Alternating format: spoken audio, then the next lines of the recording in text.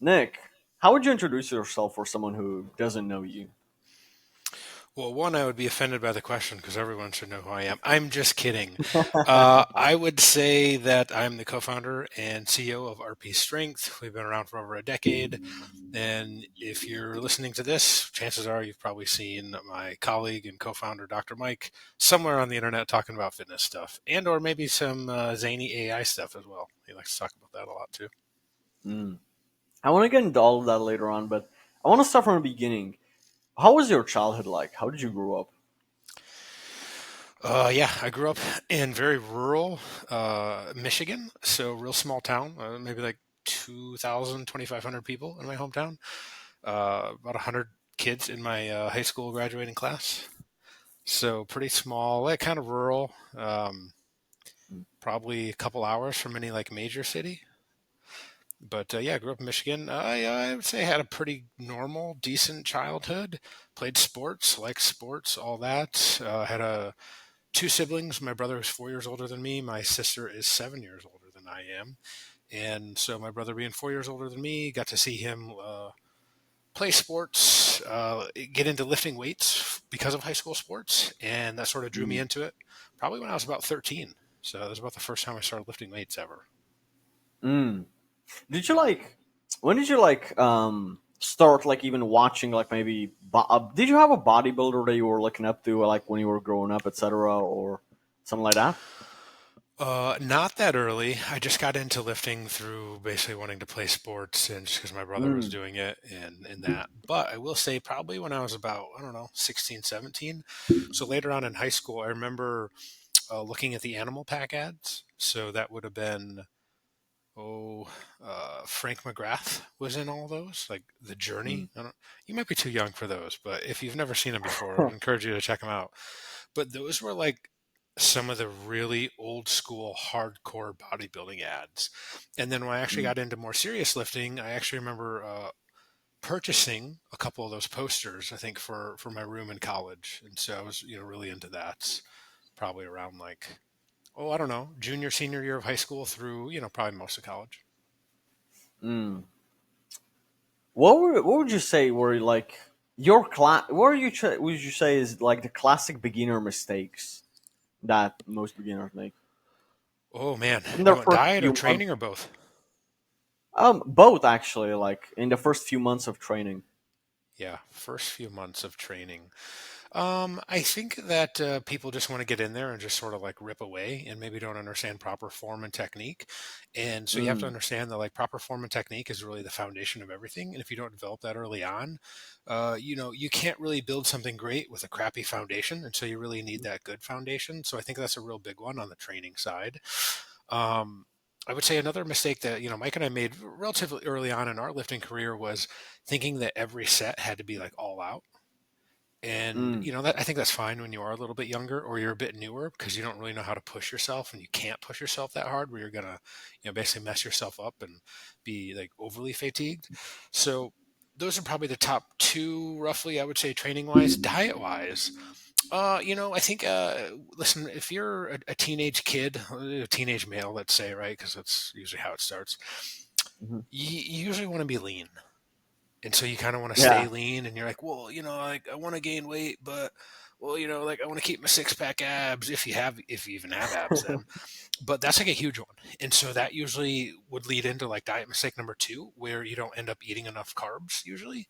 Like I don't I don't know how much of a mistake that would be for younger males that are getting into lifting, but I've seen it enough through running RP for a decade that like sort of being scared or weary of carbs is a big one. And so you kind of combine those Mm. two. But the sort of proverbial, oh, I want to grow muscle, I want to get bigger and stronger. I'll just kind of like very slowly increase and you don't want to go through a little dedicated mass phase. That usually leads to, well, you're going to remain 150 pounds for a long time then if you're not, okay with that. Mm. So those are a couple nutrition ones. Um, it's crazy that you mentioned carbs. I've been on the keto diet for the past like 5 6 months. I definitely like I would struggle to put on weight if I was doing bulking. I definitely put in some stuff like some white rice, some cashew nuts, sweet potatoes, etc. But what do you think about all of these diets, like the keto diet, what else is there? The vegan, the carnivore. Yeah. So what do I think of them? It sort of depends on the context. I'll say, if you just want Hmm. to be like a normal, healthy individual that's like, hey, I just want to live a really long time and care a lot about longevity and all that, there's some validity to probably all of those. If you start getting into more like sports performance, you care about your body composition, you want to do better in the gym and all that. I don't think they're optimal. Like, I don't think keto is optimal. I don't think vegan diet's optimal for that. And so you'd probably want to go to something that, if you read the RP Diet 2.0 book, would sort of make sense. You sort of prioritize protein first. Not a surprise, really, to anyone that's into lifting at all. Uh, Probably carbs would be next. And so, if you're training Mm, reasonably hard 4 or 5 times a week, like let's say you 200-pound male, you're probably eating 300 grams of carbs a day, something like that. Not super crazy. Jeez. Yeah, fats kind of fill in the rest. You want a decent amount of fats in there just for health and sort of optimize hormonal function and whatnot. Mm, And that's just kind of maintain. Obviously, you got to play with these numbers a little bit if you're trying to cut or bulk, but there's some nuance there. So I don't know if you want to dive into that a little yeah. bit, or if not, whatever. But those are just some In general terms things. of when I did mention keto, correct me if I'm wrong. When you literally like eat like less than 10 to 20 grams of carbs a day, like less than that, like literally like no carbs at all. Like let's say just like a carnivore diet, like primarily just Mhm. eggs, just beef, and that's it pretty much. Um, your body in this keto space, they say that it enters a stage of ketosis after like a week, something like that. Is it true that your body doesn't need carbs to run? So, from a technical standpoint, absolutely correct. So, there's essential amino acids, EAAs. So that comes from eating protein. So, protein is absolutely necessary. And then you've got what are they called? EFAs, essential fatty acids. And so you need to get those through. The reason that they're essential is because your body can't produce them. And so, like, you need to eat protein, you need to eat fats. Like, you need these things in order to survive. You technically don't. There's no such thing as an essential carbohydrate. It's just not a thing.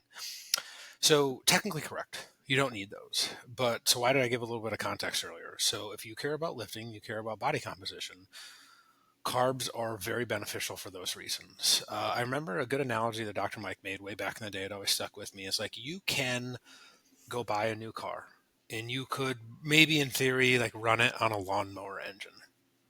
Now, Mm, cars, it might get you from point A to point B, but it's not going to be very efficient and, it's just not going to be great.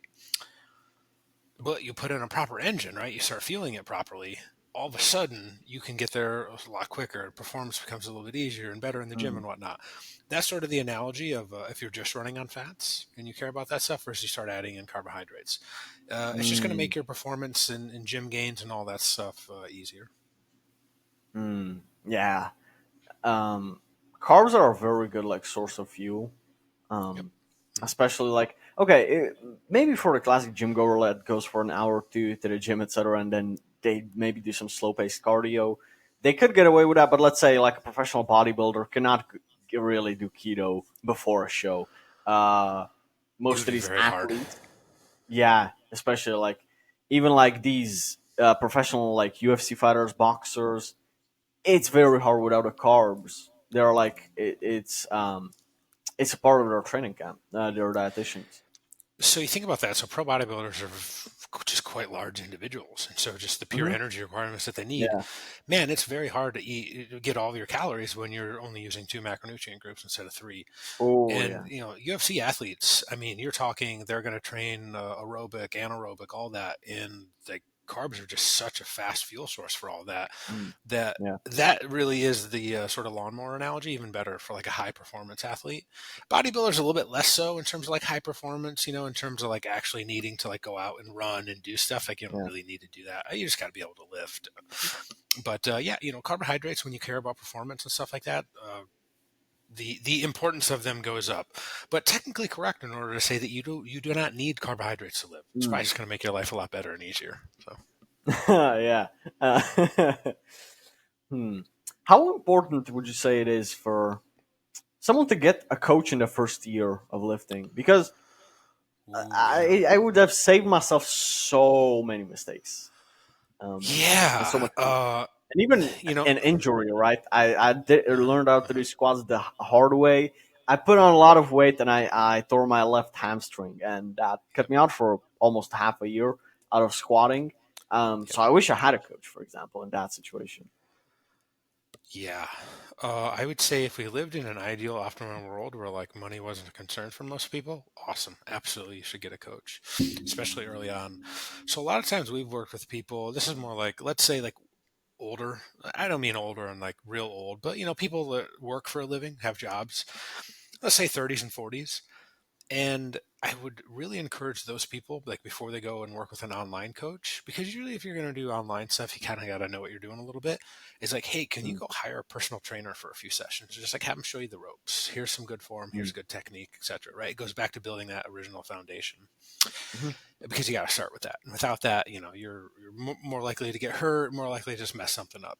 So if you can start with a personal trainer, have them show you stuff in person, probably number one. But that's obviously really expensive and you can't do it long term. Most people mhm, can't, anyways. So then the option would be okay, hire a coach. Maybe they can send you some videos. You can send them some videos. They can sort of give you some feedback, form tips, etc. All that. Really good option. So if you can do that early on, you're probably going to be better off. Once you get a little bit of that, like established good techniques, good eating habits, etc., then you can move to a more like do-it-yourself option, which like that's kind of mm, what we did at RP. So we have two apps. We have the Hypertrophy app. We have the RP Diet Coach app. Those are for people that kind of already know what they're doing. And so you come in, you're like, okay, I just want to sort of refine things a little bit. But again, that's probably not ideal for people like in the first, I don't know, few months, maybe even year of lifting. But like once you have a mm, little bit of a foundation, then you can go to something like that because it's just a lot cheaper, it's a lot more affordable, and so it's more scalable, right? Because again, most mm, people just can't afford to have a personal trainer the rest of their lives. Like it's just not in the cards. mm. I think that's also like part of the reason why most people don't see really the results they expect within, let's say, the first few months, the first year, maybe. Uh, Absolutely, could absolutely be the case. I will say this though, and again, this goes back to if you've never done it before, it's really hard, even if you watch a bunch of videos online. So the cool part about the Mm. internet today is you have so much information out there. Now, Yeah. information is generally good. I think we're in a pretty good spot these days, although I'm clearly biased because most of the stuff I see is people that I know or like they kind of know what they're talking about. So if you don't know what you're looking for, you might just get some really shitty information. So downside to that. So much information out there, you might get some good, you might get some that's just really, really Mm. freaking terrible. Yeah. So again, goes back to analogy. Like if I were to look, hey, how do I like change my oil in my car? One, I have no idea how to do that. Literally, have no idea. So I could just watch someone that doesn't know what they're doing, but hey, it sounds good to me because I literally don't know jack shit. Mm. So there's a little bit of that.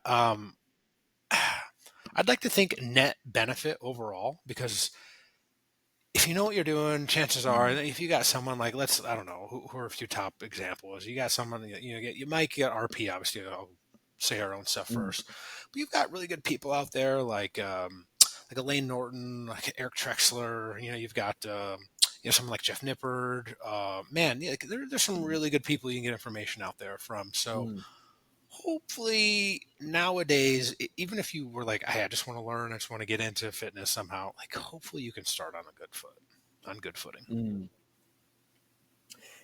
There's been this one question that I've been asking a lot of people in this niche, which is like, in terms of like diet and training, right? Like a lot of people say that one or the other is more important.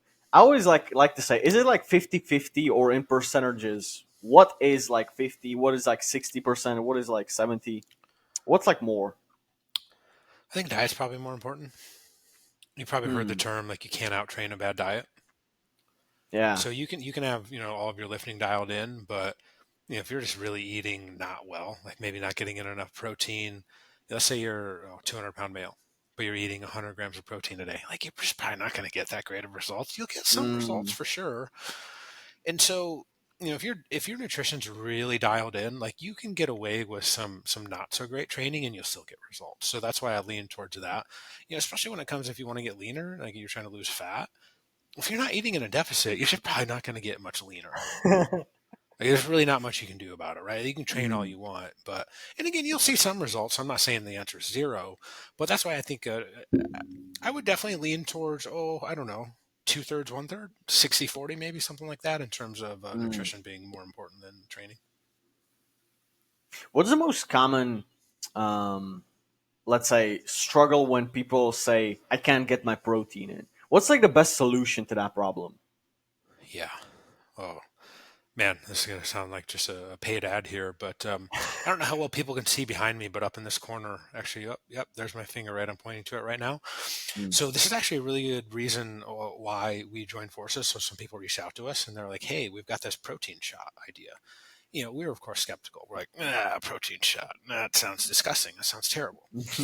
So you take away protein, you basically split it in half, more or less. I'm just giving like the really top level overview here, and you pull out something called beta lactoglobulin, which is just basically half of whey protein, but sort of quote unquote the good half.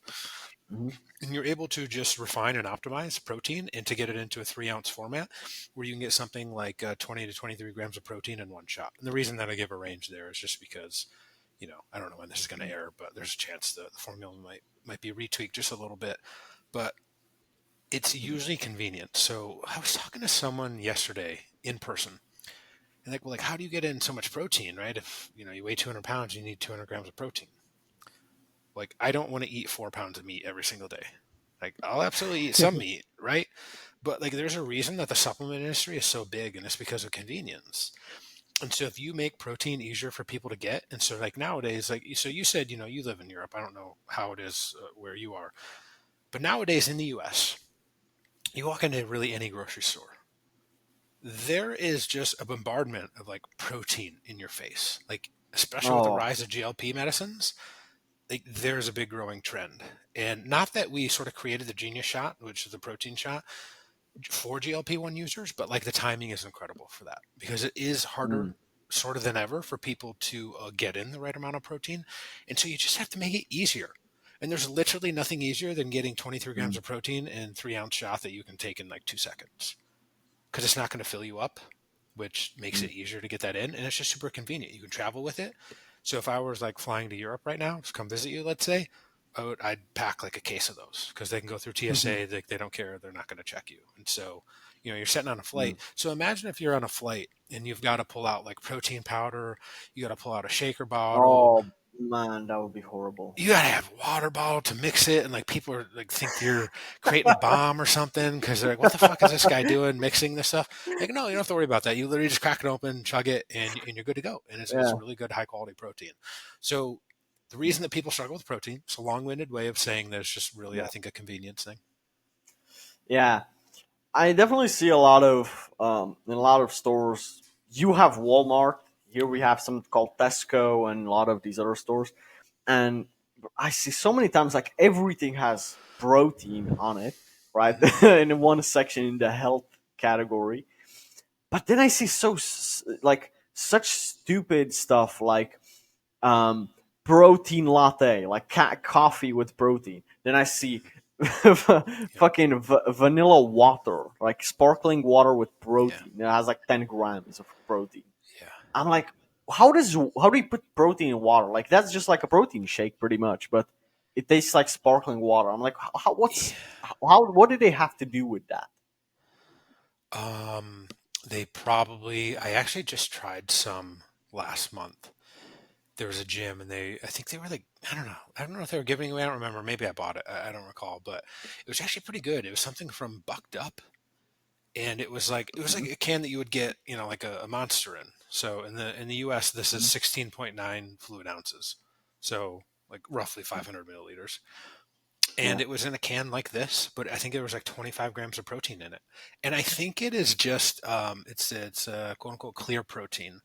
I think that's just whey isolate somehow tweaked to get into that format. I don't know the specifics on it, but that's Mm, sort of that's a little bit of a new thing too. But again, the problem is in order to get that, you've got to drink 500 milliliters of fluids, and sometimes mm. it's just not it's just not the thing, right? Especially if you're on a plane. Well, then you got to get up and go to the bathroom every 30 minutes. Like, well, Yeah. And also, like one thing that's pretty concerning is Like even the quality of the meats. Like you look at a ribeye steak that you can buy for like let's say $12 in a shop, let's say, right? Mhm. And it's like a 250-gram steak, let's say. But then you see 91% meat, and I'm like, what's the other 9%? Like maybe water and salt, but that can't be 9%. Fat. Yeah, fat too.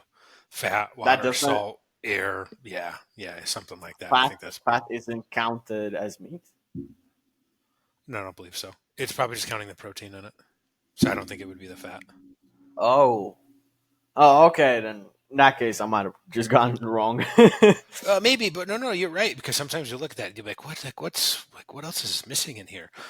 It's some combination of all that usually. Mm. Is it true that beef is the best meat, then chicken, then pork, or is it like different? Man, I think that depends again on a little bit of context. So it would depend on like what you mean by best. So off the top of my head, there's yeah, I don't know the exact acronym, but there's basically like a scale of like what's the best protein. And I think it used to be judged on like egg whites was sort of like the best one, and then they compared whey Mm, protein to it, and whey protein was actually even better. So like the gold standard, now again I know we're not talking meats, but the gold standard was originally like whey protein, egg whites, and then I forget which what the rankings are for meats, but like you're kind of splitting hairs, is what we would say. Whether you want to eat beef, you want to eat chicken breast, you want to eat turkey, like they're like fish, right? Fish, seafood, like they're mm, all pretty good sources. They're all complete sources of protein. There's a little bit, one might be a little bit better than the other, sure, but in the grand scheme of things, it's usually not going to make or mhm, break you. mm. What's like one meal that people consider to be like healthy, like is as in proportion as that, but it's actually shit, but people think it's healthy. In the U.S., a good example would be I'm going to not pronounce this correctly because I've literally never eaten one, but the like acai bowls. Do you know what those are? I don't know. I never heard of it. It's spelled ACAI. Acai. I ACAI. think I'm saying that. I could be saying it terribly wrong, but this is just like the dumbest shit all packaged together and then labeled and marketed as like healthy. It's just super high calorie shit, and you're like, okay, like how is this healthy? And again, there's usually like no protein in it. You're like, how the fuck is this healthy? Again, it's just got like dude, buzzwords and marketing. There's people just throw on the word, Mm, healthy or whatever, mm, right? And it's just like a bunch of carbs and fats, and you're like, okay, what's so healthy about this with like low to little protein? I mm. don't know. Again, I've never had one, but you see them. Or like if you go to like in the US, you've got like Jamba Juice and stuff like that. You're like, Oh yeah, I heard about that. Yeah. you realize this is not healthy, right? You're just getting an orange juice, which is like 50 to 60 grams of Mm. carbs. Like that wouldn't really say that's healthy. It's fine in moderation and sort of context if you've got the rest of Yeah. your nutrition planned out. But if you don't know anything about nutrition, right? This goes back to like someone could tell me about a car engine. They could probably charge me like $10,000. I wouldn't know that big. Yeah. Okay, I don't know. Sounds fine. They're using fancy Yeah. words. Cool. It's like, well, it's got like fruit and it's like healthy, and people are like, oh, okay, great. And then like Mm. they'll pay more for it because it's quote unquote healthy. So there's just a lot of BS around that stuff for sure. To be honest, I stopped buying like juices like Mm. bomber how's I can they call orange juice or an apple juice, etc. Because I have that one, I don't know what you call it, but that thing that just squeezes the juice off. I buy just a couple of Yeah. apples.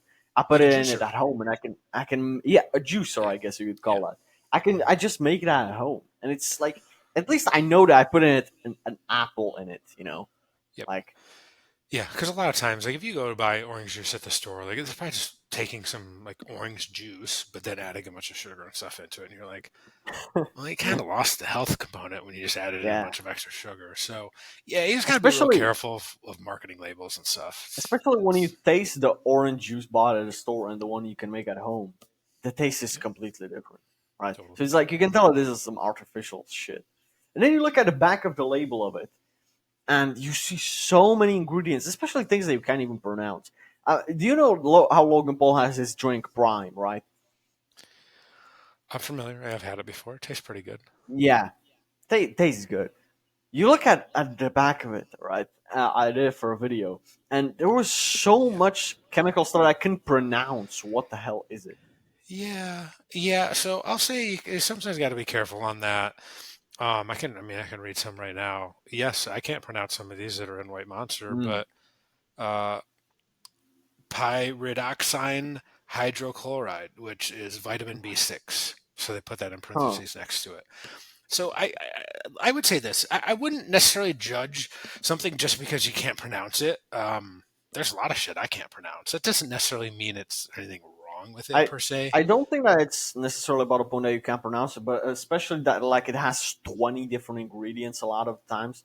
That like kind of, that would make me like be careful about it. I totally hear you on that. I think in general, generally speaking, like if you were like, hey, what is just some good health advice? You could say try to get foods that really just have like a couple ingredients in it. So you've got your lean proteins, you've got your fruits and veggies, right? All this stuff is like it's basically just that stuff, right? And nothing else. Mm. Great start. Then you've got things like healthy fats, nuts, olive oils, peanut butter, stuff like that. Well, like you get natural peanut butter, it's got peanuts and salt in it, and that's really all it is. So by and large, using that rule of thumb is quite good. Like what could you use for carbohydrates? I mean, you've got your fruits and veggies. Obviously, there's carbs in those, but pasta, bread sometimes. Bread doesn't probably fit that rule all that well. Pasta's, depends on Mm. how it's made. But so I think it's a good rule to start from. But I think people should just be careful on like over indexing on that because sometimes like I know people like to dog on the U.S. And rightfully so. I think Mhm. there's lots of junk food that it tastes good, but does it really have any like nutritional benefit? No, but people are eating it because it tastes good. Sometimes I'll eat some junk food and it's like, well, I know there's not nutritional health qualities to it, it's just because I like it and I want some, or maybe I need to hit certain calories, whatever. But a lot of the stuff in the U.S., because I mean, right now, dude, the shit's just all over the place in terms of like political whatever. So I'm going to be real careful here, but I think it's sort of good intentions to try to pull out some of that stuff, but then sometimes there's like unintended consequences of doing stuff like that people don't even realize because it's like it's just easy. There's something called the naturalistic fallacy. So it's basically like if something's not natural, then it's bad for you. It's like okay, so when people see all these food labels, they go, "Well, it's like got all this weird stuff in it. It has to be bad for me." It's like maybe Mm. it could be right, could absolutely be right. But then, like, do you then apply that to things that are man-made as well? So, like, what about your air conditioning unit? What about Mm. medicines? What about all this amazing stuff that's built by humans that does not naturally occur in nature? Because when we only had things that naturally occurred in nature, well, the lifespan was like 40 years old. So we've actually Mhm. modernized, and technology is an amazing thing, and we've gotten a lot better. So I hear you. I Mm. wouldn't say it's a bad rule. I just would say Yeah. people should be careful about applying that to everything. Yeah. When you mentioned the average lifespan, you also have to take in consideration like the type of life they were living, right? Yeah. Depending on how long that ancestry you want to take it. But even like in the Middle Ages, let's say, of course, the lifespan, the average would be 40 because people were killing each other way more back then because, Hmm. the laws Hmm. were like a little bit different back then. Especially if you take it back into primal ages, people were dying at 20, right? Hmm. Because they would get eaten by a tiger, for example, or something like that. Yep. Like it was also that also counts. They count that into the average overall. Yep. There's a huge part just is we get evolve into a more modern and Yeah, civilized, technologically advanced society. It's just called human progress, and things just get sort of better overall. Yeah, because yeah. if you compare now to 50 years ago or 100 years ago, like I mean, life is so much better. It's crazy. But it's kind of like one of these things where life becomes so good that then people really want to focus on the really small stuff. And like, I'm not trying to dismiss any of the bad stuff because it's absolutely bad. And if people stop fighting and all that stuff, like the world would be a much better place. But if you look and compare to past rates, 50, 100 years Mm. ago, it's like, oh my God, we live in such a magical, Yeah. amazing time that people really then love to like really nitpick on some of the small stuff. And it's like, Mm. well, The reason we can do that is because life is just so good in general overall. Like most Mm, people have enough money to go buy groceries. They have enough money for like clean, water, decent food, and all this. Especially in like Western civilization. Obviously, there's places that aren't as good, and like, hey, like we should do everything we can to try to improve that. mm, But yeah, life is pretty damn good right now. mm. What about endocrine disruptors like like microplastics? For example, like every single bottle is in a water bottle. Like cost me only like $2 extra to buy it in a glass bottle. Like that for me, it's a high ROI, right? But then also the tap water. Supposedly they have endocrine disruptors in that. I'm not really sure about that. Is that like really like Where, like in the U.S. or other places, or what? actually in the US and the UK and Europe is it's very prevalent apparently. I'm not sure. To be completely Mm, honest, I don't pay too much attention to that. Like yeah. I drink bottles of water all the time. I mean, I'm sitting here drinking a monster. So again, I think in the Mhm. grand scheme of things, it matters almost nothing. But again, because things are so damn good Well, overall, people really love to nitpick the really small stuff. mm, I honestly but, don't know beyond that. mm. I'm just Also, not like concerned if you about it. look at the rates of like at which testosterone, the average testosterone was higher back even like 20, 30, 40 years ago. It was the average. Also, that's another thing. Also, male infertility increased a lot. You know, so people speculating that that might have a lot to do with it. So speculation is a really curious thing. You got to be really careful of it. So I would say Mm. could be, could maybe have play a role. I would say, well, how about that most people are just way more fat than they were 20 to 40 years ago? Like, what about Shit, the that's rising obesity? Has I would be willing to wager money that that has way more of a role in all that mm. stuff. Because you take someone that's like 40, 50% body fat, yeah, guess what? Oh, They're probably, yeah, they're just not a healthy person. yeah. And so like does infertility rise because of that? Because they're obese and like they can't do anything? Yeah, totally. Is it microplastics? Oh, almost certainly not. But that being said, like can we get better at that? Could be. But I would really go after the obesity stuff first. Like that's why Mm, I don't know how it is in Europe, but here in the US, like that's why GLPs are so prevalent. Like Ozempic, stuff like that. Well, dude, mm, because we've, I'm being careful how I word this, but it's not a solved problem, but damn near. Now, it's still pretty expensive, so most people can't afford it. But mm, as we get better and better with that stuff, it will become cheaper. More and more people will start to use these things. Like, you're really hungry, you have food noise all the time, like, you just can't stop eating. Okay, it's now more or less a solved problem. And I'm generalizing here a little bit, but yeah. So, what do you think about like non-diabetic people using Ozempic or abusing it a lot of the times? What do you think about that? Like, how should Ozempic be used, and who should use it actually? I think the best case would be people that have diabetes or are clinically Mm, obese. Like it's a great start for them. I use it. I'm not. I don't have a prescription for it. It's usually coming through like a compound pharmacy, which is good mm, or bad.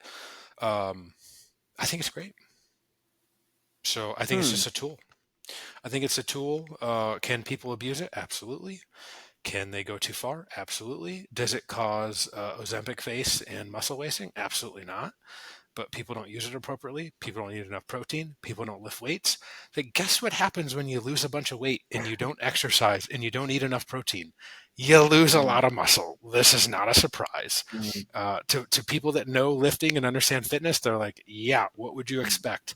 But the news people and all that like to make sensationalist headlines where they're like, Ozempic butt and Ozempic face, and like it has all these mm. bad downsides. Listen, like any other drug or medication, if you abuse it or take too much, you will absolutely have very serious consequences and side effects from it. This is not a surprise to anyone with common sense. Mm. Yeah, we talked about a lot about diet now, but I wanted to ask you. Let's talk about training because a lot of guys, for example, they also hit plateaus a lot of times because quite frankly, if I'm going to be honest, they train like pussies, and this was me too. And Yeah. the one thing that kind of helped me is humbling myself and getting a coach after the second year of going to the gym, where I thought I knew it all. Right? Um, man, Hmm. I was with that coach for 5 months and I made a lot of progress. But it's Right. also because I realized like how I actually was not pushing myself at all. Hmm. How does someone break the mental barriers and push harder in their sets? I think that there's kind of like a debate between like the bodybuilding bros who like don't like science but actually do like science, they just don't know.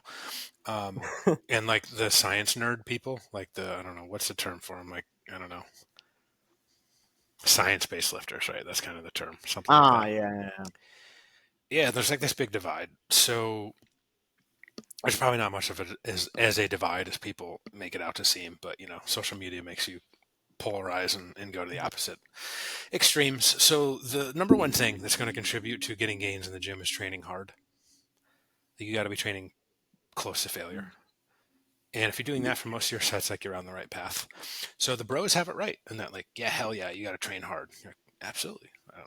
I would never disagree with that.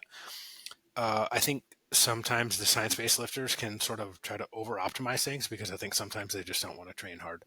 Like, well, yeah, I don't want to do like the really heavy, hard lifting shit because I can just like do a one arm like thingy bob right with your arm, and you're like, yeah, good luck with that. I mean, you're going to say 150 pounds.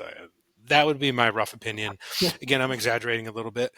So, having a coach or having someone like having a training partner in the gym would probably be a great way. And you're able to push yourself a little bit harder and sort of see what it's like to train to failure or like very, very close up to it.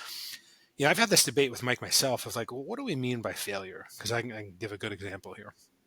If I'm training at home by myself and I'm doing legs, my failure might be 10 reps. But now let's say I'm going to the gym. I'm training with a few different people. I'm around a different environment, right? And there's a bunch of people around and like I'm trying to look the part. I'm trying to, be the man, right? I got to put on a little bit. Yeah. Now I've had some pre-workout. Now I've got headphones in. Now I'm amped up. Well, like before at home by myself, failure was 10 reps. Well, now I can do like 13 reps because I have all these other things. And so you just have to be Yeah. real careful on it. So like that's why I think it's just if you're training hard, and you're Mm, reasonably close to failure within a few reps, that's the biggest part. mm, The rest, man, I like to keep things simple. So I think the rest is just sort of needless mental masturbation. Just mm. my take on it. You know, Tom Platz and his like crazy like workouts, especially on squats, his in crazy intensity. The Mhm. thing is, some people that have trained with Tom Platz back in the day, they say that just one training session with him completely opened their mind to like what they actually are capable of in terms of failure, etc. Um, and that's like one of on a smaller level what I experienced with that coach Mhm. is, man, I completely like kind of unlocked a new like pain tolerance in my mind Mhm. because I realized that okay, there's someone who actually knows how to push you. That's like one thing that a lot of people underestimate Yep, what is their failure. absolutely. The accountability. So I think that, because back in the day when I was in my early 20s, it's like, yeah, I would listen to basically death metal music and get really amped up and like, maybe have someone slap me on the back or something like that. Like all that stuff contributes to you being able to push harder, push further. Mm, Totally get it. I would not argue against that. The trade off is then how often can you do that? Because I couldn't do that every single workout. mm, And so, like, when you get a little bit older, and this would be one of the biggest things I've realized, is you don't have to go with that all out berserker mindset all the time. You can every now and again. And, like, listen, I get it. It's fun. Sometimes it's just a lot of fun hmm, to go and train legs as hard as you fucking can. You just can't do it every single time, or you're gonna kill yourself, and by that I mean mm, injuries or blow something out, or just like you're gonna have a real hard time. And so it's almost like you just have to use that mentality every now and again when you really need it. mm, So if mm, you're deep into a contest prep and you don't have a lot of food and a lot of energy, but guess what? You just got to get through a workout. Yeah, I'm cranking up the caffeine a little bit. I'm cranking up the music. I'm looking for stuff that I would not normally use in a normal training session. Right now, I'm yeah. on maintenance and eating pretty well. Like, I don't need 500 milligrams of caffeine pre workout, and I don't ever go that high. But I'm exaggerating here for effect. Yeah. But there's a time when you crank stuff up. that probably does not mean all the time. I mean, you just got to kind of realize that Mm, over time. Well, that's just kind of yeah. wisdom you'll learn over time, or hopefully, I remember, listen, when Mike and I were in our early 20s and training in New York City, we'd see all these people training that were older, and we'd be like, why are they doing stuff this way? Well, then we get a little bit older ourselves, and we're like, oh, okay. Well, it makes a little bit of sense. Mm, You might change some stuff around when you're almost 40 versus when you're 22, and like you just barely mm, ever get injured, like kind of no matter what you do. So mm. wisdom that's gained over time through lifting. When you mentioned caffeine, that just reminded me of when I started lifting when I was like 15, and I like 1 year into it. Right, I was using those pre workouts every single time, and I Yep. like but then 2 scoops, 3 scoops, and then with my friends we would like always like I'm trying to play the kind of like, hey, the big bro, like I can do more caffeine than you. It was so stupid. But then I just get itchy every single time. And also, the more caffeine I use, the more I actually needed to feel anything the next time. Oh yeah. And a lot of that changed when I started boxing, and my coach for boxing didn't allow me to like to use any pre Mhm. workouts before a work boxing session, and then after that, I didn't stop using it even in my training and my like weightlifting, and man, like now I tried that once, like a half scoop or like 1 scoop of a friend's pre workout, and it just hits differently, like completely differently. So like the Absolutely. baseline Yep. for caffeine completely went down. And the Yep. thing is, like a coffee does me well, Yep. but yeah, what are like are there any like bad how should I say it, like bad consequences of using caffeine long term? So you develop tolerances to it. Yeah, yeah, like you said. So that's why I'm generally not a huge fan of the energy drinks that have 300 milligrams of caffeine in them. Because I'm like, well, what happens if that no longer does a trick for you? Like, what the fuck are you doing? Mm, Are you doing two of them? Because yeah. like, good luck, dude. Your heart rate's gonna be like insane. Like, you basically got to turn to meth at that point, right? Like, you You know need what I something. used to see? I used to see guys put pre workout in a Monster energy drink. Yeah, man, that's something. That's That's dirty. people overestimate how much they need caffeine and to how much benefit it's going to have. It absolutely becomes a little bit of a placebo, and you just develop the tolerance to it. Listen, I love me a good energy drink. I really do. Mm, But you just got to be careful of it. And it's like one of those things where, you kind of did the right thing. And hopefully, that's sort of credit to your boxing coach. But yeah, if you can get away with good, hard training without needing any caffeine or pre workout, like you can do that. Maybe every now and again, when you really got a hard ass workout, you add a little bit in. But don't make that your default, because then you just need more and more and more. Like you said, it's a slippery yeah. slope. And I would say in general, so I'm some folks send me some energy drinks from time to time. One time recently, I got like 30 cases of energy drinks like sitting in my garage. I'm like, what the fuck? Awesome, thank you to the folks that sent them to me. But when it comes to the Mhm, rain ones, I'll actually like pour about half of it out because I'm like, I don't need 300 milligrams of caffeine. mm, Maybe peak week of training, like my really hard workouts, I'll have a full one. Maybe sometimes not even. Like, so monsters have about 150. This is in the U.S. Where you are might mhm, be different. I'm pretty sure over there the cans are a little bit smaller, so they have less caffeine, if I recall. Because I was in Italy last mm, fall and would search out white monsters over there. Um, mhm, I think Ghost C4 here in the U.S. have 200 milligrams. That to me mm, seems like a respectable amount that you could have like on the way to the gym. And I used to like on at a 20, 30 minute drive on the way to the gym if I was training legs, and like, I'd sip on one of those, drink it on the way to the gym. Cool. But if I did that, I would back off later in the day and like wouldn't have another one. Whereas like if I didn't yeah. do that, well, then I can have one later on in the afternoon. Because right now it's closing in on 1 p.m. here, US time, where I am, East Coast time. Mhm, And so like I won't like my caffeine intake is cut off after like 1 p.m. and I won't have any more. So it hopefully won't yeah, interfere with my sleep. yeah.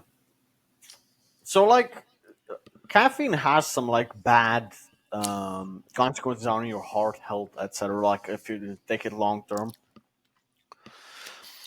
It can high impact amount sleep. of caffeine. Yeah, it can impact sleep. Mm, Again, I think caffeine is something.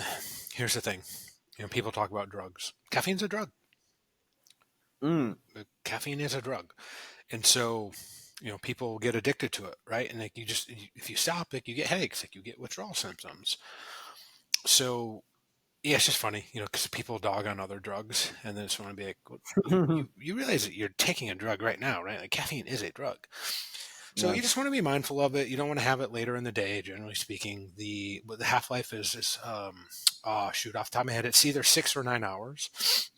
So if Yep. you're having an energy drink at 6 p.m. and you're trying to go to bed at 10, like you're probably, Mm. even if you think it doesn't impact you, it's impacting your sleep in ways that you don't even realize. It is impacting your sleep quality a little bit. Mm. So like that's probably the biggest contributor to negative health effects, because if you're Mm. not getting good sleep, man, like sleep is really important.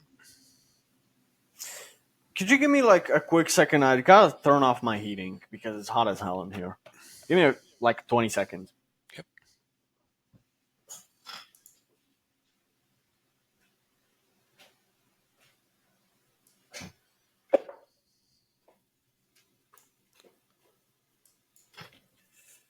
All right. So we were talking about sleep and recovery, and I want to touch upon that because also we're talking about recovery.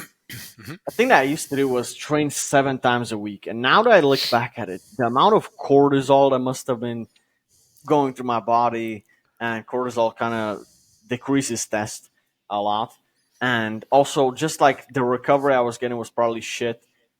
How often should someone train a week? Like obviously it's different for different people, but in terms of recovery. Beginners, maybe in like the 0 to 2 years of training, 3 times a week is probably good.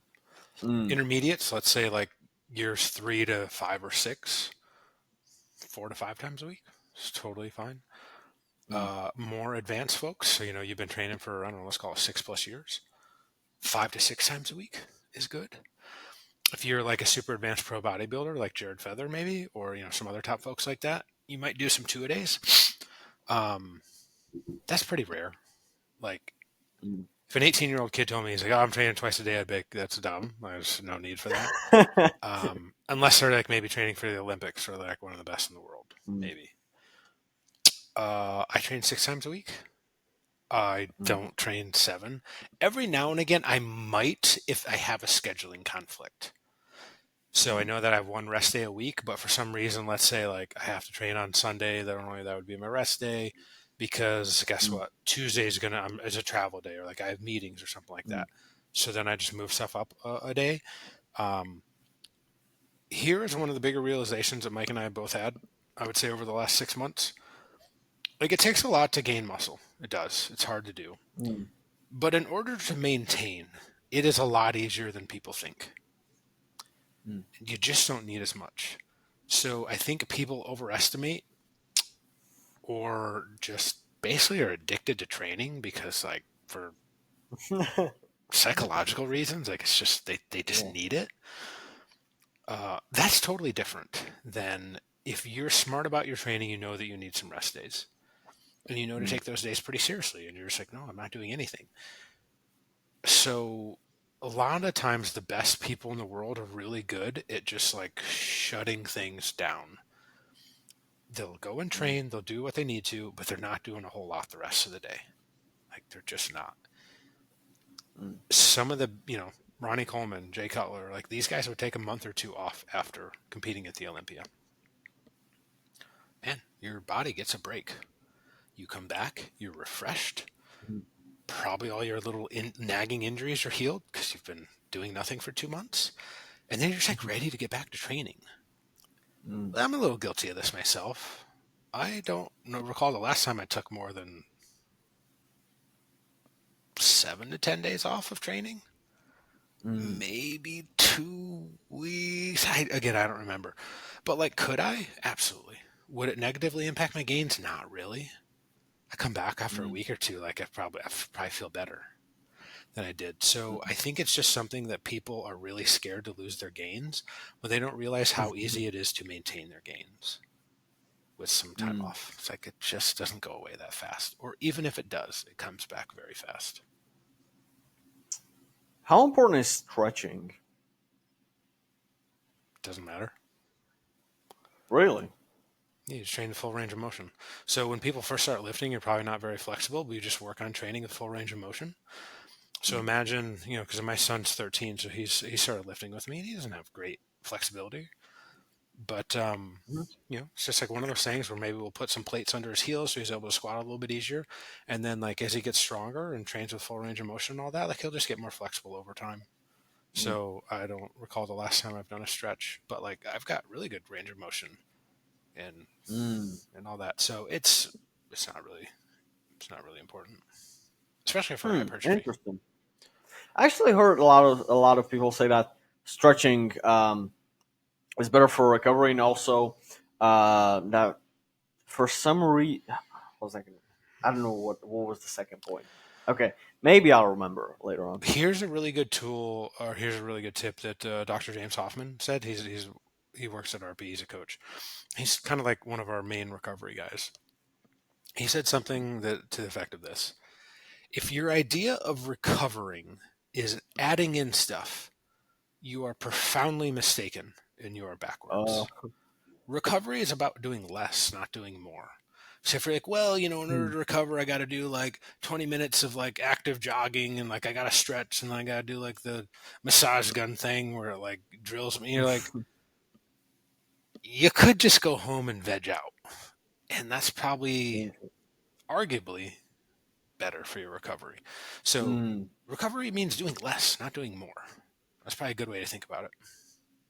hmm. Yeah, that does make sense. So it goes back to training. When you train 7 days a week, it's like, well, it's not great. You don't need it. And that's just probably for psychological reasons, spirit energy. Like you just like training. I get it. Been training for 25 years. I love it. But, Hmm. you got to have rest days. In terms of recovery, how do you optimize sleep? Because I know that a lot of people do even like a shit ton of like a supplement list for sleep, and I'm like, Yeah. the real like magnesium, vitamin C might help, right? Reduce cortisol, whatever. But like, you don't need all these different supplements. You could just like not use a lot of blue light before sleep and go to sleep on an empty stomach, and that is, in my opinion, a very good way. But what's your opinion? Um, I think that just like if we were talking nutrition, like supplements are very low on the list of priorities. So you Hmm. could do magnesium. You could do, oh man, why am I forgetting the most important one that everyone talks about all the time for sleep? Uh, yeah, I'm sure you know it. I mentioned vitamin C, but the other one is maybe ashwagandha, another the one that people I'm actually not even thinking of mention. that one. Usually it comes in like gummy Okay. forms. Um, Okay, for sleep, I don't know yeah, anything else than shit. vitamin C, ashwagandha, and magnesium. These three are the Yeah, most common ones. I'll think of it. Sleeping pills don't count as No, supplements, no, I don't yeah, think. yeah. No, we're not talking the hardcore shit for sure. Um, I'll probably think of it when we're talking. But I you, wonder. I wonder what they put in sleeping pills. do you mean like over the counter, or do you mean like stuff you can go The buy? one that your doctor prescribes you, etc. I Oh wonder yeah, it's what's like in it. Xanax or some shit like that. I don't even know. Jesus. But so it's sort of similar, right? Like to nutrition. Like you don't start by focusing on supplements. You start by focusing on the basics: lean Yeah. proteins, fruits, veggies. Lean. Or I'm sorry, healthy fats, healthy carbs, things like that. So when it comes to optimizing your sleep, you want to focus on like not having a bunch of caffeine later in the day. Not Mhm. staring at your phone directly before going to bed if you can help it. Sleeping in like a dark environment, relatively cool environment. Um, then you can turn to supplements after that. Maybe some magnesium. Maybe some. Oh God, this is gonna bug me. I gotta look it up real quick. Melatonin. There we go. Okay, melatonin. Ah, yeah. Melatonin. Sorry, I don't believe can't remember that. Didn't. It's crazy that I couldn't think of that. So, but those come later. You optimize for lifestyle stuff first, just like you would, in training. Mhm. Like if you turn to, I don't know, supplements to be like, yeah, I want to grow muscle, but your training is dog shit. And it's like, Mm. Yeah, you kind of have Mm. that backwards. So same when it comes to sleep. You optimize for lifestyle and all that stuff first. If you still have issues Yeah. after that, then you can maybe use some supplements to help. Mm. You know, in terms of sleep, also like many people think that 8 hours of bedtime means 8 hours of sleep, but a lot of times it doesn't. A lot of times you wake up during sleep and then you don't remember, Hmm. etc.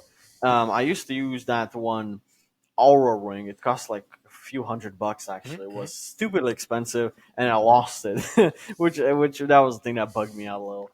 But I remember when I was using it for a while, it showed me like 8 hours of bedtime, and my sleep efficiency was like 70%. Right, so I'd like let's say if I was in bed for 10 hours, I would Yeah. only get 7 hours of sleep, Yeah. which would be like in 8 hours, that would be probably like 5.5 hours of sleep, something like that. And so people think that I'm gonna go to sleep at 10 p.m. and wake up at 6. I'm gonna sleep 8 hours. You're really sleeping 5, 6, something like that. Yeah. It's But a usually lot of people less. Yeah. don't wanna go to sleep at 8 p.m. to wake up at 6 a.m. You Yeah. know, Yeah. Yeah. I would agree. That would be tough. is Yeah. there I think you're spot on. is there any way to increase sleep efficiency? I think optimize Be- all the lifestyle stuff first. You might get some better mm, sleep. Again, like I think that's one of the reasons the caffeine is not great because it does interfere with some of that deeper sleep. So you might like be a no, little bit more restless yeah, or wake up more often. Um, what is it? I think melatonin. I think kind of helps you fall asleep more. I believe that's the benefit of mm, it. Uh, but yeah, you're right, man. I mean, you know, like Brian Johnson is the guy, like the longevity guy here in the yeah. I U.S. wanted to mention them later on. So Yes, it's I do like, know. here's the thing: you can do all these things, and you could optimize the shit out of your life. But there also comes a point where like you just get so worried about every single little minor detail that like you're stressing about everything. And guess what's like really bad for your health? Stress. So Cordial, yeah. you gotta like 80/20 it. Yeah. You just gotta be like, okay, I'm gonna focus on the big major things and the rest of the shit I'm just like I'm just gonna be okay with. Yeah, it's not Yeah. perfect. Yeah, my room's not 67 degrees, like it's 70. Okay. Okay, I don't have the best Uh, blackout curtains in the world. Guess what? It's relatively dark. Yeah. What do you do? mm. Get the 80/20. When you mentioned Brian Johnson, that's like the fact that he wants to live 200 plus years. I don't think that's possible within the next couple of decades, in my opinion. And I'm really curious to see if that will ever be possible in the future. What do you think about like longevity and especially what he preaches? Yeah. Um, it's such a new thing to us that it boggles the Mm, mind to think that that would ever be possible. We would have to see a really rapid sort of technological advancement in order to probably get there. So I'm not going to say it's unlikely. mm, I think it's probably likely at some point. It's just a matter of when. May that be mm, a decade from now? Might it be 2 decades from now? I'm not sure, man. With sort of the rate that AI and stuff can be going and sort of accelerate all that stuff, mm, I'm skeptical that it's in the next 5 years. I would mm, be, wow, I would really be fucking surprised if it was in the next 10 years. I would think it's very cool if it does happen. But it goes back to unintended consequences. So, what consequences does that have on the rest of sort of living if you now can live to 200? Well, like, mm, do you have reproductive capabilities? How mm. long? Or like, you still kind of, you know, past 40 for females on average. I know it's a little bit higher than that, but like 50-ish for males. It's like, okay, well, like, are you living 100 and another 100 years? I don't know. It's just a thought question. I don't know. We don't have the answers for Yeah, that stuff, but just absolutely. I go with you. Yeah, the life quality after like you're 100, 150, like that must be. they Yeah, say and theorize that you can sort of basically have what would be the equivalent of, 20, 30, 40 year old, but you'll just be older. Listen, if that happens, awesome. Sweet, man. Like, I'm thankful that I live while I do because yeah. I might be I'm able to not sure live twice as how. long. I'm not sure how old Brian Johnson is. I think 48 he mentioned, but he's like in Something like a that. his physical age or his bodily age is like 25. He said something like that. And when he said that, I was like, is that really possible? I'm kind of skeptical about that. Yeah, I don't know too much about this stuff. I don't know exactly what that means. I think Mm, there's probably some yeah, validity to it, but here's the other thing. He also does so many things that how do you really determine what actually works versus what doesn't work? Like, yeah, again, it kind of just goes back to the 80-20 thing where you're like, just do most of the major fundamental pieces and you're going to yeah. have a pretty healthy life. You're probably going to live, longer than most other people. Now, I hope we get cures and fixes to like lots of sicknesses and disease and all that stuff. Like I hope AI and tech revolution all helps with that. That'd be sweet. Because yeah, we'll all have just better quality of life. That would be really awesome. Yeah. What supplements do you take right now? Um, I take some whey protein, usually in the form of Genius shots that we talked about earlier. I'll use some Fairlifes; those are good. Um, I use sometimes like a Gatorade powder during workout. You don't have to. I just usually ask me what I use. I've just been doing it for a long time. I like it. It's probably a little Yeah. bit of placebo now, where I like to do it while I'm training. Um, Fish oil, multivitamin. Especially in like the winter, I'll take like a vitamin D supplement. Mm, Um, Caffeine is a supplement. Take creatine monohydrate. It's a supplement. What mm. else?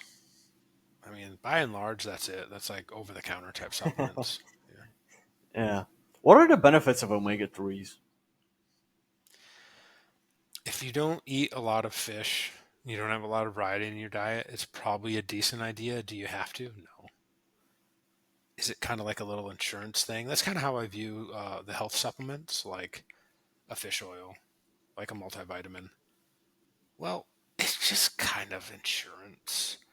It just helps you sort of, if you don't have a super well rounded diet. In an ideal, optimal, perfect world, yeah, you just eat lots of fruits and veggies to get, all your Hmm. micronutrients and stuff. But, most people don't. So it's just an easier Yeah. way to do it. What would you say is the most commonly overlooked thing in bodybuilding? Sleep and recovery. Hmm. Interesting. Yeah. Was there, or why do people, why do you think people quit like early on? Aiming for perfection over progress, trying to over optimize Mm. every single thing that they do. And it's like you just kind of get burnt out because you're like, this is a lot. So think about someone that like gets started on a diet and they're like, "Fuck it, I'm all in. I'm gonna lose two Mhm. pounds a week, which let's just say 1 kilo, right? 1 kilo per week." You're like, "Okay, that's cool." And Yeah. then about a month in, they realize like how they have to lower their calories and how much cardio they have to do and all that, and they're like, "Oh, that sucks. I'm done." Versus someone that comes in and is like, "You know what? I'm gonna lose half a kilo a week. Seems much more reasonable." And the 1 month Mm. mark, they're like, I'm seeing some results. I'm feeling pretty good. 2 months go by, 3 months go by. Like I reached my goal. I lost 8 kilos, 10 kilos, whatever it is, right? I'm just making up numbers here. And they keep going. And they've got sort of the consistency. They've got the habits sort of set up. They've got a good routine. They had success. They had momentum. All good stuff. So a lot of times people just jump in and they go way overboard with what they need to do. And I think a lot of people, maybe this goes back to what you said. What's the biggest mistake? Well, probably early on, it's just like people thinking that they have to do everything. So you don't have to Mm. do everything. You Mhm. actually, again, it just goes back to the fundamentals. Get the fundamentals right. Focus on the 80 or 90%. Don't really stress that like little 10 to 20%. And people, Mm. if you can do that for several decades, wow, you're going to be very well Mm. off. But again, this goes back to most people do not have the long term thinking and they do not have the ability to be patient long enough because they want the quick results. They want to be the man now and they don't want to, gain 2 pounds of muscle for a decade straight to gain 20 pounds of lean tissue. They want to, Mm. when they're 16 or 17, they want to hop on gear because they want to be the world's youngest IFBB pro, which I think is fucking stupid. Mm. Yeah. What would you say is maybe one life lesson that the gym has taught you that you can take in your outside life, outside of the gym? So. Yeah, you can always get better. You can always get Mm. better. It's whether it's business, whether it's fitness, you can always get better. There's always something to improve.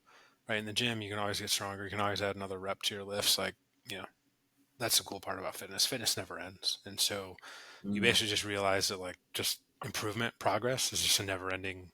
Mm. I don't want to say battle. It's probably not the right word, but a never-ending pursuit. There we go. That's a much better word Mm. to use. Yeah. Do you have someone that inspires you right now? Ooh, inspires me. Man, maybe a lot of people. Like I follow a lot of people on social media that I think are inspiring. Whether it's business people that have done really cool things, or it's Mm. like when I was into competing a couple years ago. I'm done now. I sort of accomplished the goals that I wanted to. Man, I remember looking up someone like Ryan Terry. You know who that is? Men's Yeah. physique world champion. Yes, I Dude, know him. crazy physique. You got guys Yeah. like C-Bum. I mean, obviously he's pretty inspiring. You got some top bodybuilders too. I don't want to look like oh, those guys are awesome. This is meant with all due respect. Like Mm. I'm not trying to look like a bodybuilder anymore. When I was 23, I looked up to Jay Cutler, Ronnie Coleman, folks like that. Yeah, totally, they were inspiring. Yep. So I think inspiration, like you're gonna have different seasons in your life, and like you'll probably just find different sources of inspiration for Mm. those. What about Warren Buffett? He's inspiring. He's the man. He's also Yeah. like 92 or 93. So his Yeah. patience and long term perspective is inspiring, but I don't know if I like inspire to be like him. Well, he's like 93 and I don't know, Yeah. drinks Coke and eats McDonald's every day. I'm like, I don't know, that's not super Ah. Yeah. inspiring, but so it Mm. depends. Did you ever have to deal with hate? Sure, totally. As you become more popular, there's more people that don't like you, no matter what. That's just it's a fundamental law of the world. Mm. Like there's just going to be people that don't like you. They don't like you maybe Yeah. because of your success or whatever. Like it just doesn't matter. Mm. So there's always going to be people. It really bothered me when I was younger. Yeah, I would be Mm. lying if I said it doesn't ever bother me. Like if people are like RP sucks, they're fucking terrible. One, I would be okay. They're probably a crazy person. They're probably like a face. It's almost always faceless trolls like on Instagram or YouTube, social media that Ah, have no of profile course, yeah, picture. They've got like 13 followers, private account. They follow 3,000 accounts. You're like, okay, you're a fucking troll. This is what you do for a living. Like your life sucks. yeah, Um, so there's always going to be some of that, like no matter what, especially as you become more popular, more well known. It just goes mm, back to why you're doing it. We used to do this to help people get in better shape, improve their lives, and mm, that's the trump card. It's just like, oh, that actually matters more than what like yeah. 14-year-old Billy says in his basement. You're like, okay, like your opinion doesn't count or matter. And then Yeah, as you get sort of older and more wisdom, you just learn to kind of laugh at it, and you're like, okay, yeah. that person's life must really suck. So And especially, I don't understand how can someone like hate on people for doing something good with their life. They call it midlife crisis or whatever. When a unhealthy person in his 40s is trying to do something for his health, and his wife is gonna say that, oh, okay, why are you going to the gym now? Come on, this is not you, you know, and can't accept that people are changing or like yeah. deciding to do better things. Well, you nailed it. So it's changed, right? So let's say you're a 40-year-old woman married to a 40-year-old male, and you're both out of shape, overweight. Yeah. Like, you don't want to get out of your comfort zone. So then when the other person eventually decides that they want to change their life, right? Because they're like, oh, I don't want to die. And Oh. it's like, it's a little bit of jealousy, a little bit of like envy, a little bit of Mm, maybe resentment in there. And so what you do, and you see this all the time, you talk to enough people, you're like, they're the people around you, they don't want to change. Like they just mm, like where they're at. They just, for whatever reason, they don't want what you want. And so they say mm, stuff to try to bring you down, because if they bring that person back down to where they're at, now they feel better about themselves. So they're like, mm, where I'm at is fine. I'm content. Like I can just, mm, I don't want to get out of my narrow little comfort zone.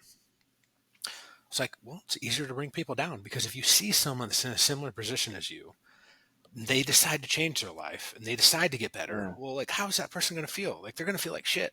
It's like, well, I'm not doing that. They must be like, well, what's wrong with me then? Holy Why am I shit. not doing this? And you're like, because you don't want to for whatever reason. Maybe that's good, maybe that's bad, whatever, right? I'm not here to judge people, but it's just easier to bring people down than it is to sort of uplift people. That's why when you finally meet people that like really have your best interests at heart, holy shit, that's a cool thing. Like those are the people you want to be around. People that try to bring you down, ooh, I didn't even interesting. think about that. Yeah. Yeah, that makes a lot of So I sense. had a buddy from high school. He texts me a lot now. I don't want to say we fell out Okay. of touch, but we didn't chat a whole lot for I don't know a good decade or so in there. But he started getting back into fitness. Oh, that was awesome. And he'd be like, hey, like my coworkers are like saying stuff to me and all that. And I'm like, dude, here's why. Because like they don't want to change. They feel bad about themselves. So they're trying to get you Mm, back down to where they're at. So then they're like, oh, okay, this is okay. Like I'm okay just doing this. Because if you go mm, on and like, dude, he's completely changed his life. All the respect in the world to him. He's amazing for mm. doing it. Well, what's that coworker think that didn't do that? That's looks like how you did a year ago when you were 80 pounds heavier. Like they feel like Yeah. fucking shit. If they have any, conscientious abilities. If they don't, well, they don't give a shit. They probably still make fun of you anyways, but Yeah. yeah, it sucks. I wanted to get the I wanted to get into some rapid fire questions before we wrap Yeah, up. yeah, yeah, yeah. Hit it.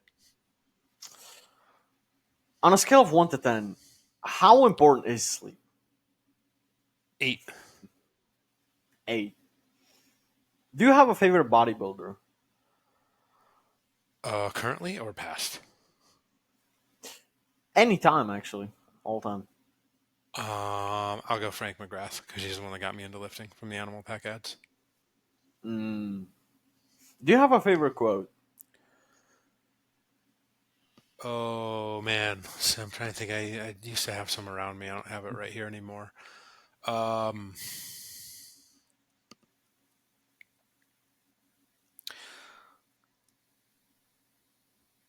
I can't think of it off the top of my head. I had a poster in my other office. Okay. It's not in front of me right now. I will Yeah. give you a really shitty answer.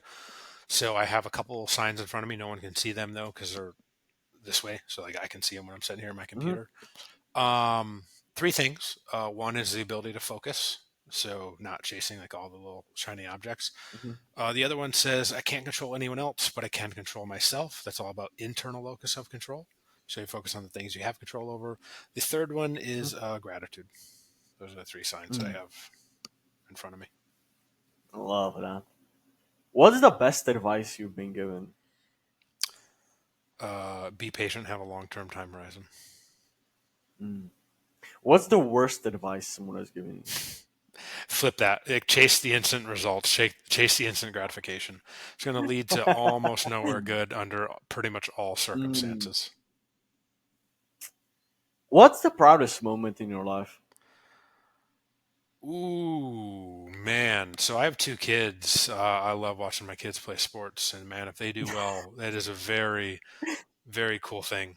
I would much Yeah. rather see my kids do well at sports and stuff than myself. It's like, I, Mm. if you coach people, I feel like you feel the same way too, but with your kids it's completely different, completely hits Mm. different. So seeing my kids do well is super inspiring. There you go. That goes back to the question you asked me about who inspires me, man. Mm. Listen, I hope my kids inspire me because I hope they go on to do way better things than I ever have. That'd be awesome. That's how I Mm. would know that I would be successful in life. Mm. How would you describe yourself in 2 words? By and large, introverted, very focused, very driven, does not want to be average. Mm. What's the purpose of life? Find the stuff you love and go and do it. And try to help others build Mm. value, be a valuable person, be productive to Mm. society. That's my personal opinion on it. Last question. What advice would you give to your 18-year-old self? When I was 18, I was a freshman at the University of Michigan. Oh, man. Yeah, really instill the there's a good book called The Slight Edge. And it's all about like you just do the really little boring stuff, but you keep doing it every single day. Because that is the type of Mm, stuff that doesn't make any difference in the short term, a day, a couple days, a week, even a month. mm, But if you consistently keep doing those habits for long enough, the mm, compoundability of everything is remarkable. And that's actually how you get mm, like those exponential returns, which, well, people can see me, but that's mm. essentially Yeah, it's it's kind of like the one yeah, percent better. 1% is probably a little bit of an yeah, exaggeration, right? But it captures the essence yeah. of it. Um, yeah, go back a bit, just get started because I probably didn't realize that till like mid 20s, maybe even late 20s a little bit.